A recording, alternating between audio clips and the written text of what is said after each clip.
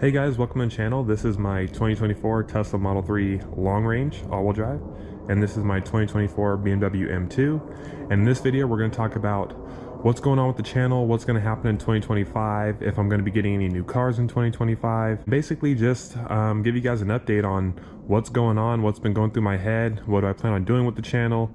So let's go ahead and hop in the M2. We're going to take the M2 out for a spin today and get started.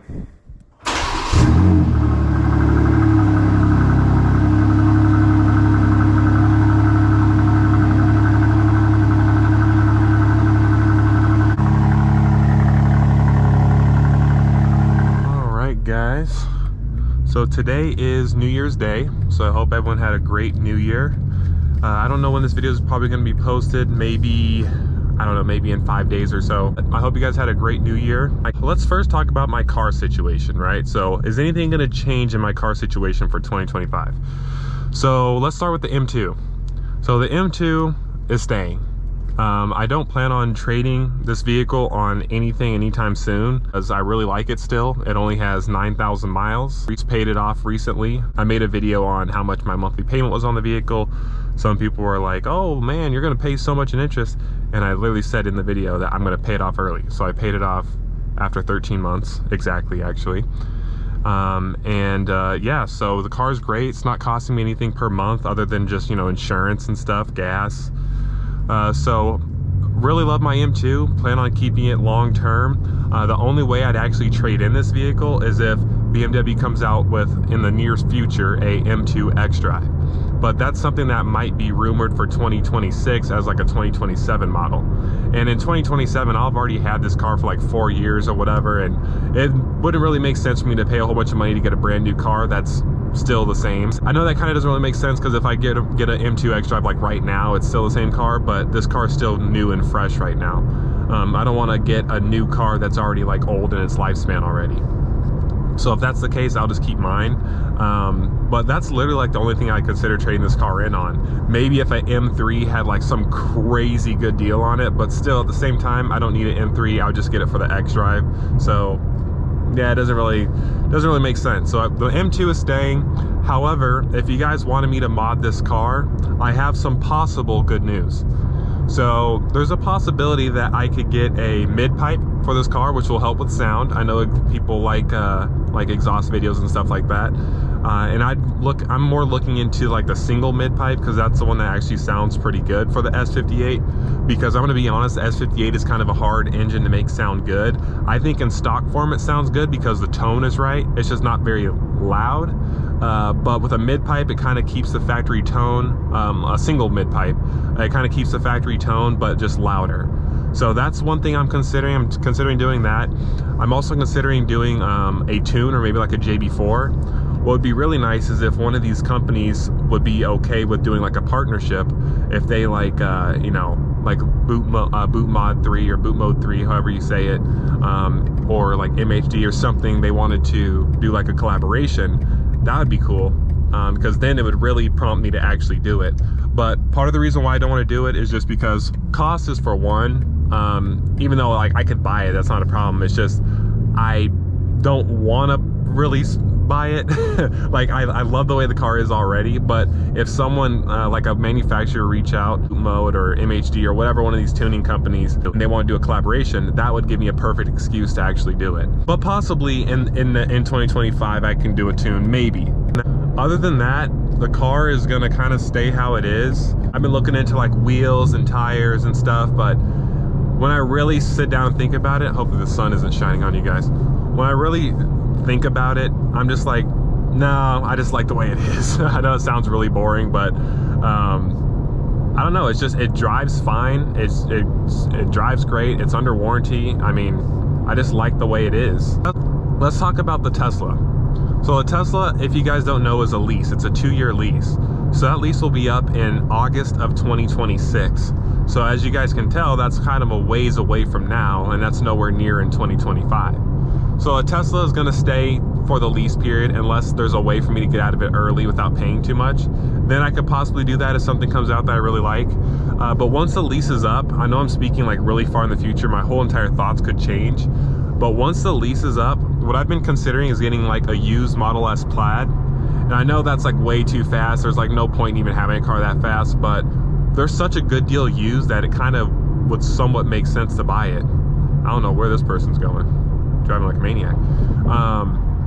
Model S Plaids, as of shooting this video, I don't know what's to happen in the future, but you can get a Model S Plaid with like 20,000 miles, a 2022 for like high 50s. So that's like that's a pretty good deal for what you're getting. I mean, you're getting 1,000 horsepower, you're getting a car that doesn't cost you any money to operate it other than just insurance, and they go through tires. But you know, that's something that I'm highly considering. And then also, when my lease is up, Model 3 performances of the same generation will be on the pre-owned market. And if it's anything like the current Model 3 performance, they're gonna be like 30 grand, you know, like 28 to 30 grand, which might be a good deal, you know? That's something I'd consider. And I'm talking about like for a daily, not an M2 replacement. Obviously I have both vehicles right now. I don't plan on replacing the M2 with anything, but those would be like good dailies.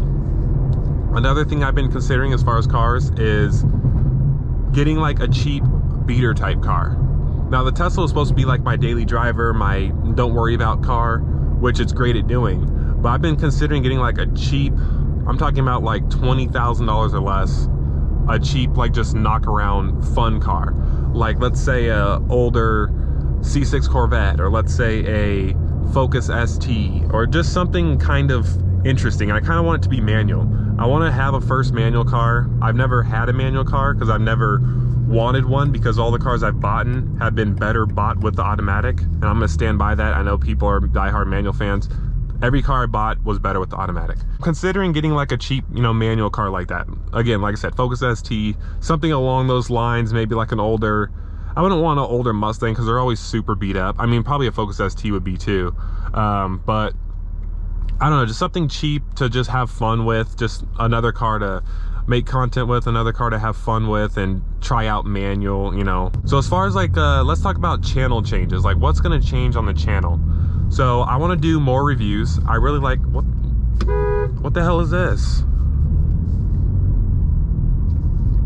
Look at this. What is going on?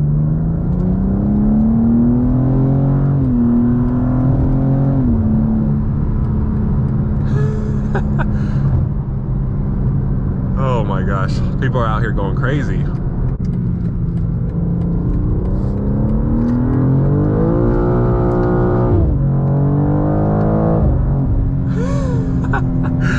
Oh, this car's so fun.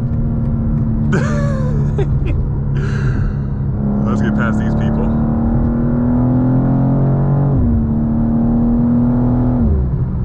Oh my gosh. That's why I'm not getting rid of this car. I mean, there's no need to. It's literally a year old. Well, I guess I've had it for like 13, 14 months now. But anyway, as I was saying, I plan on doing more car reviews. Like the dealership that I work at, I plan on doing more dealership cars, more interesting used cars that we get. Like every time we get something in that's used, that's kind of interesting, I like making videos on it. So I want to do like more car reviews. Again, that cheap beater car idea, I'm considering doing that next year. That's just a maybe, you know, just something I'm thinking. Another thing is like do more owners reviews. So what that means is like review other people's cars and have them share their thoughts on their ownership experience with that said car. I kind of do that a little bit in my race videos. I kind of ask the people like, oh, how are you liking the car, this and that. But I want to get more into that and actually doing like a proper like review of the car. I do plan on continually posting every one video every 3 days or so. That's what I've been doing for the past literally like 3 years. Every single 3 days or so, I'll have a new video come out. So I always stay consistent. If you guys like watching my channel, for one, I appreciate that. You can always expect to see a video from me every 3 days or so. So whether it's you know, a video on my car or a car review or a race or whatever it may be, you can definitely expect to see that. Channel goals, right? What kind of goals do I have for the channel? This is stuff that probably doesn't mean anything to you guys, but I just figured I'd share it with you. I plan on, or I don't plan on, I hope to get 20,000 subscribers by the end of 2025. So right now I'm at like 11,000 something. And with the way I'm going right now, I'm on track to be at like 15,000. So hopefully I can bring more people on. 2025, that'd be kind of cool to get like 20,000 subscribers. Also, I want to make more money with the YouTube channel. And obviously everyone wants to make more money, right? But what I mean by that is this: if I make more money with the YouTube channel, it gives me a better incentive to actually do more things with my cars. So like, for example, or even like do experiments, like I said, get like a beater knock around car or whatever. Because if you get a cheap car and the YouTube videos are kind of paying somewhat for it, then it makes sense. It makes financial sense, and it's fun for you guys to watch something new, and it's also fun for me to try out new stuff. So it's like a win-win-win all around. So that's another goal. I want to make more money on the YouTube channel. I was making more, believe it or not, like 3 years ago when I was doing a lot more car reviews. I mean, it's been completely fine. It helps pay for my gas, insurance, and stuff like that. So it's been great. I can't complain. But I do want to make more money. So that's another like goal. Like another thing too is I want to get more like sponsorships and collaborations. So like I was mentioning earlier with like modifications and stuff like that, I want a company to reach out, or I reach out to a company and work together on like an exhaust, or work together on like a tune or something like that, or something that's fun for you guys. And that's pretty much it, guys. I mean, 2025, it'll be similar to 2024 in the way that like I do my videos and stuff, but I do plan on changing a few little things, and you know, maybe doing some experiments with like a cheap like knock around car, like a Focus ST or something like that. And cheap is a relative term. I mean, some people might be like, oh, a Focus ST, I mean, that's, you know, $15,000 car, that's expensive. A cheap car to me is $3,000, but it's all relative. In my opinion, a cheap car is like 20,000 or less. So I plan on you know, maybe looking into that option. But yeah, if you guys enjoyed this video, definitely give it a like and subscribe. Share your thoughts. What do you guys want to see in the future, either on my cars or just like what changes do you want to see on the channel? I'm more than happy to hear you guys' feedback and take it into consideration. But yeah, other than that, enjoy the video, give it a like and subscribe, share your thoughts, and I will see you in the next one.